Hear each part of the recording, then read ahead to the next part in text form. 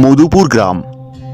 হাতে গোনা কয়েকটি বাড়ি, গরুর গাড়ি, রিক্সা, কুয়োর কল আর তার পাশ দিয়ে বয়ে যাওয়া শান্ত নদী।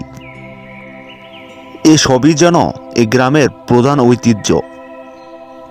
আজকালের যুগে যে এরকমও গ্রাম আছে তা ভাবা বড় দায়। গ্রামের পূর্ব দিকে একটি বটতলার মোড়ে একটি পুরনো বড় ডাকঘর আছে। তা প্রায় দীর্ঘ 10 বছর ধরে বন্ধ আছে। গ্রামে সব গণ্যমান্য ব্যক্তিদের প্রয়োজনীয় চিঠি পেতে পাশের গ্রামে চুরুলিয়া থেকে আনতে হয়। চুরুলিয়া গ্রামটি এই গ্রাম থেকে প্রায় 10 থেকে 12 কিলোমিটার দূর। তাই বর্তমানে এই গ্রামের প্রধান সমস্যা ডাকঘর। কারণ আজ থেকে 10 বছর আগে এই গ্রামের এই ডাকঘরটাতেই চিঠি আসতো। তখনকার এই ডাকঘরের পোস্টমাস্টার ছিলেন জাকির হোসেন। লোকটি বেশ মোটাগাটা ও লম্বা চূড়াও বটে। কিন্তু দুঃখের বিষয়, হঠাৎ একদিন সকালে তার মরদেহ মিলল ডাকঘরের ভিতরে ঝুলন্ত অবস্থায়। তারপর থেকে যে কি যে হলো, এরপরে দুইটা পোস্টমাস্টার নিয়োগ দেওয়া হলো, কিন্তু এক রাতের বেশি যেন কেউ থাকলো না। সবাই বলছিল এই ঘরে নাকি প্রেত আত্মা আছে।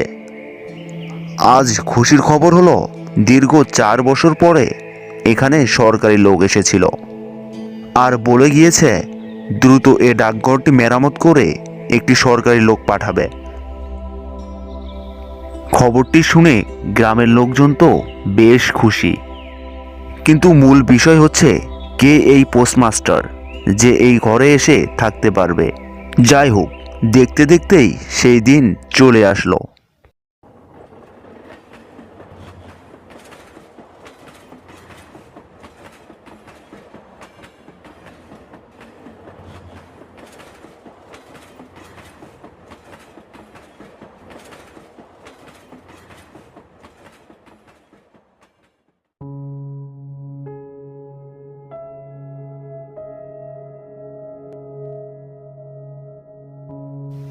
কাকু, হরিপুর গ্রামে যাবেন?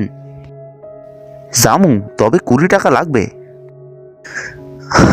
ঠিক আছে, চলুন। তবে আমাকে ওই হরিপুর ডাকঘরে নামিয়ে দিবেন। আচ্ছা, চলেন।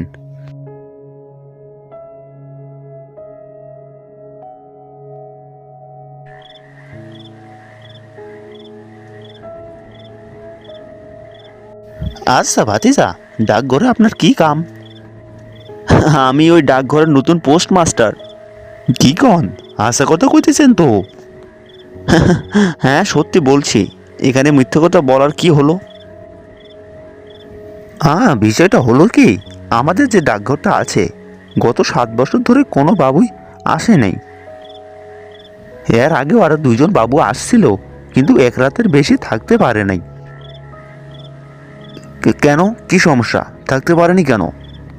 এই 10 বছর আগে আমাদের এখানে যে পোস্টমাস্টার ছিল, তিনি তো ওখানে গলা ফাঁস দিয়ে মারা গিয়েছেন। সকলে বলে মরার পর দেখি তার আত্মা এখনো ঘুরে বেড়ায়। তবে আমি কোনোদিনও দেখি নাই। তুমি হাসালে আমাকে।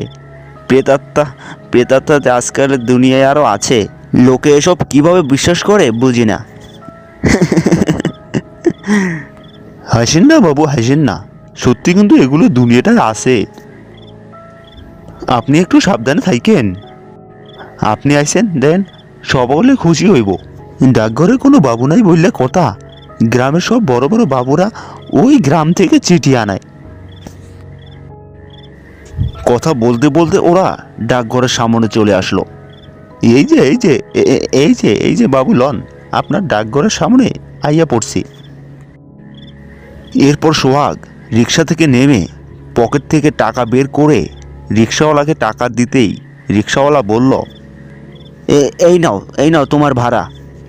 না না বাবু, আমি আপনার থেকে ভাড়া নিতে পারবো না। আপনি আইসেন, এতে আমাকে কত উপকার হবো। এখন সেই উপকার কি আর টাকা দিয়ে পূরণ করা যায়? আপনি শুধু একটু সাবধানে থাকেন। একটি মুচকি হাসি দিয়ে রিক্সাওয়ালা কাকু রিক্সাটি নিয়ে ওখান থেকে চলে গেল।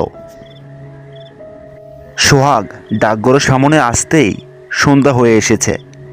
চারপাশেও ঘন কালো অন্ধকার নেমে আসছে। এরপর সোহাগ ডাকঘরের ভিতরে প্রবেশ করে দেখল ডাকঘরের অবস্থা বেশ খারাপ। মাকড়সার জাল আর ধুলাবালিতে সব নোংরা হয়ে পড়ে আছে। সোহাগ এরপর তার বিছানাতে গেল।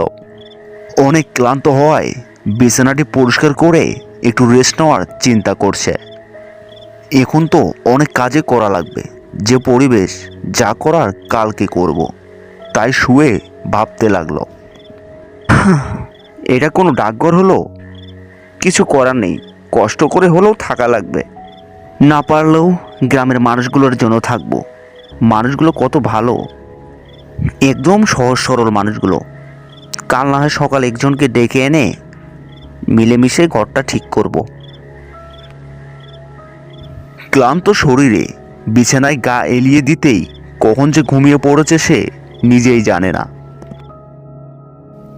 আস্তে আস্তে রাত গভীর হতে লাগলো। চারপাশে ঘুটঘুটে অন্ধকার, চারপাশে নিস্তব্ধ, আর ঝিঝু পোকার ডাক ছাড়া কিছুই শোনা যাচ্ছে না। হঠাৎ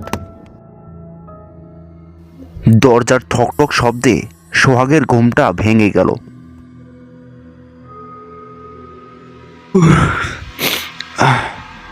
কে এত রাতে আবার কে এলো? কে কে দরজায়? আশপাশ থেকে সোহাগের কোনো কথার জবাব এলো না। সব কিছু যেন আবার আগের মতো হয়ে গেল, নিস্তব্ধ।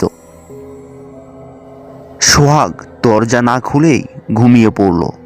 কিন্তু বেশ কিছুক্ষণ পর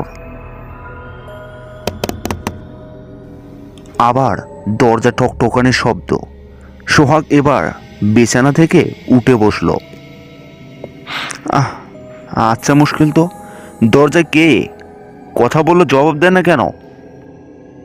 সোহাগ এবার কৌতূহলবশত দরজার সামনে গিয়ে দরজা খুলে দিল, কিন্তু বাইরে কেউ নেই। সোহাগ এবার টর্চ লাইট দিয়ে বাইরে বের হয়ে চারপাশে ভালোভাবে দেখতে লাগলো, কিন্তু না, কোথাও কেউ নেই। সোহাগ এবার দরজাটা বন্ধ করে যেই ভিতরে ঢুকবে ঠিক তখনই আবার দরজায় ঠকঠকানো শব্দ শুনল।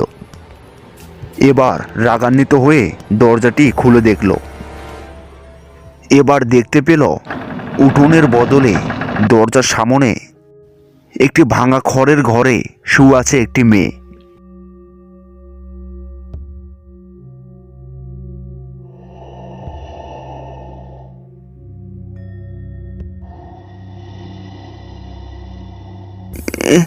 এইটা আমি কি দেখছি? এই বাড়িটা এখানে কোথা থেকে আসলো? এতক্ষণ তো এখানে ছিল না। তাহলে তাহলে আমি কি এটা ভুল দেখছি? তাই হবে, ঘুমের ঘরে হয়তো আমি ভুল দেখছি। সোহাগ সম্পূর্ণ বিষয়টি তার চোখের দেখা ভুল মনে করে দরজা বন্ধ করে আবার শুয়ে পড়ল। শোয়ার কিছুক্ষণ পর আবার খেয়াল করলো ডাকঘরের ছাদের উপর কে যেন বড় বড় ঢিল ছুড়ছে, আর খটখট করে শব্দ ভেসে আসছে তার কানে। সোহাগের জন্য কোনো মতনই আর ঘুম আসছে না। আবার এও মনে হচ্ছে যে কেউ মনে হয় তার সঙ্গে এমন করে মজা করছে ভয় দেখানোর জন্য, যেন সে ভয় পায়। কিছুক্ষণ পর আবার দরজায় ঠকঠক শব্দ। সোহাগ এবার প্রচণ্ড রেগে দ্রুত দরজা খুলতে যেতে লাগলো। আচ্ছা, মুশকিল তো। কোন অসভ্য যে এই রাত দুপুরে এমন করে মজা করছে? দরজা খুলেই সোহাগ দুটো চোখ বড় বড় করে থমকে দাঁড় হয়ে রইল। তারই সামনে যে ডাকঘরের ভিতর প্রবেশ করলো ঠিক সেই ডাকঘর, কিন্তু সে ডাকঘরটি যেন পুরো পরিষ্কার পরিচ্ছন্নভাবে দেখা যাচ্ছে সবকিছু। চেয়ারে বসে আছে মোটা করে এক ভদ্রলোক, আর পাশে দাঁড় হয়ে আছে সেই মেয়েটি যাকে সে কিছুক্ষণ আগে একটি কুঁড়ে ঘরের মধ্যে শুয়ে থাকতে দেখেছে। সোহাগ নিজের চোখে বিশ্বাস করাতে পারছে না, তার মাথা যেন কিছু কাজই করছে না। সোহাগ কোনো কিছু বুঝে ওঠার আগেই দাঁড়িয়ে থাকা মেয়েটি বসে থাকা ভদ্রলোকটিকে বলে উঠল, স্যার, রাঙামাটি থেকে আমার একটা চিঠি আসার কথা ছিল। চিঠিটা এসেছিল কি? চিঠি তো এসেছে, মনে হয় তোমার ওটা চাকরির চিঠি। হ্যাঁ, চাকরির চিঠি। দয়া করে একটু চিঠিটা তাড়াতাড়ি দেন না। চিঠি তো দেব, কিন্তু তার বিনিময় কি পাবো? দেখো, আপনাকে মিষ্টি খাওয়াবো স্যার। দেখো, আমার সরাসরি কথা, আমাকে খুশি করিয়ে তুমি চিঠিটা নিয়ে যাও। বাড়িতে আমার অসুস্থ মা ছাড়া আর কেউ নেই। আমি অন্যের বাড়িতে কাজ করে কষ্ট করে লেখাপড়া করে চাকরিটা পেয়েছি। আমার কাছে আপনাকে দেবার মতো কিছু নেই তো স্যার। আমি তো অন্য কিছু চাই না, আমি তো তোমাকে চাই সুন্দরী।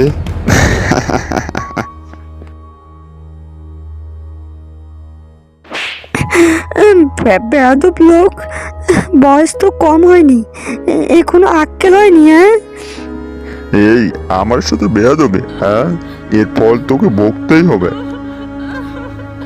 এই বলে মেয়েটির গলা চেপে ধরলো, আর মেয়েটিও যেন বাঁচার জন্য ছটপট করতে লাগলো। মেয়েটির চিৎকারে কেউ শুনতে পায়নি, কারণ ডাকঘরটা এতটাই দূরে ছিল যে আশেপাশে কোনো ঘরবাড়ি বা মানুষজনও ছিল না। সোহাগ এতক্ষণ সবকিছু দেখছিল, এরপর যেন মেয়েটিকে বাঁচানোর জন্য যেতে চাচ্ছিল, কিন্তু কোনোভাবে যেন সে সামনে এগোতে পারছিল না, কারণ মনে হচ্ছিল তার পা পেছন থেকে কেউ টেনে ধরেছে। না না না, এ কি হচ্ছে? না, মেয়েটিকে তো বাঁচাতে হবে। না, আমি হেঁটতে পারছি না কেন? দেখতে দেখতেই ওই লোকটি মেয়েটিকে গলা টিপে মেরে ফেলল। সোহাগ এ সব কিছুই দাঁড়িয়ে থেকে দেখতে লাগলো। এটির জন্য কিছু করতে না পেরে খুব কষ্ট হচ্ছিল, কিন্তু হঠাৎ এর মধ্যে যেন চোখের সামন থেকে সব কিছু উধাও হয়ে গেল। সে দেখতে পেল সামনে না আছে ডাকঘর, না আছে কোনো মেয়ে। স্পষ্ট দেখা যাচ্ছে এই ডাকঘরের বারান্দাটি। সে দ্রুত দরজাটি বন্ধ করে ঘরের ভিতরে ঢুকতেই দেখতে পায় সেই মেয়েটি তার বিছানায় সাদা শাড়ি পরে বসে আছে। সেই মেয়েটি, যে মেয়েটিকে সে একটু আগেই নির্যাতিত হতে দেখল। ভয়ে সোহাগের পায়ের নিচের মাটি যেন সরে যেতে লাগলো। তুমি এখানে কিভাবে এখানে কিভাবে আসলে? তুমি না না না, এখানে কিভাবে? কে কে কে কে তুমি? আমার সাথে কি হচ্ছে এসব? দয়া করে আমাকে ছেড়ে দাও। ভয় পেও না, আমি তোমার কিচ্ছু ক্ষতি করব না। আমি জানি তুমি ভালো মানুষ। তুমি আমাকে একটু সাহায্য করবে? সোহাগ যেন এবার দেহে নিজের প্রাণ ফিরে পেল। সে নির্ভয়ে মেয়েটিকে বলল, হ্যাঁ বলুন, আমি কিভাবে আপনাকে সাহায্য করতে পারি? আপনি এতক্ষণ যা কিছু দেখলেন তা সত্যি আমার সঙ্গে ঘটেছে। ওই ওই বদমাশ লোকটি আমাকে সেদিন মেরে ফেলে, আর তুমি যেখানে দাঁড় হয়ে আছো ওখানে মাটির নিচে পুঁতে রাখে। আমি তো আমার প্রতিশোধ নিয়েছি, কিন্তু আমার আত্মাটা এখনো এখানে ঘুরে বেড়ায়। তুমি আমার পরিবারের কাছে ঘটে যাওয়া সব ঘটনা বলে আমার লাশটিকে দাফনের ব্যবস্থা করবে, যাতে আমার আত্মাটা মুক্তি পায়। হ্যাঁ হ্যাঁ হ্যাঁ, অবশ্যই। তুমি নিশ্চিন্তে থাকতে পারো, আমি তোমার শেষ কাজটি যত দ্রুত সম্ভব করার চেষ্টা করব। কথাগুলো বলে মেয়েটি ওখানে যেন উধাও হয়ে গেল। পরের দিন সকালে সোহাগ ওই মেয়েটির সঙ্গে ঘটে যাওয়া ঘটনাগুলি তার পরিবারকে বলে, আর গ্রামের কিছু মানুষজন মিলে ওই মেয়েটির লাশটিকে উদ্ধার করে কবরস্থানে গিয়ে দাফনের ব্যবস্থা করে। কার্টুন ভিডিও দেখতে পছন্দ করলে আমাদের চ্যানেলটি এখনই সাবস্ক্রাইব করুন।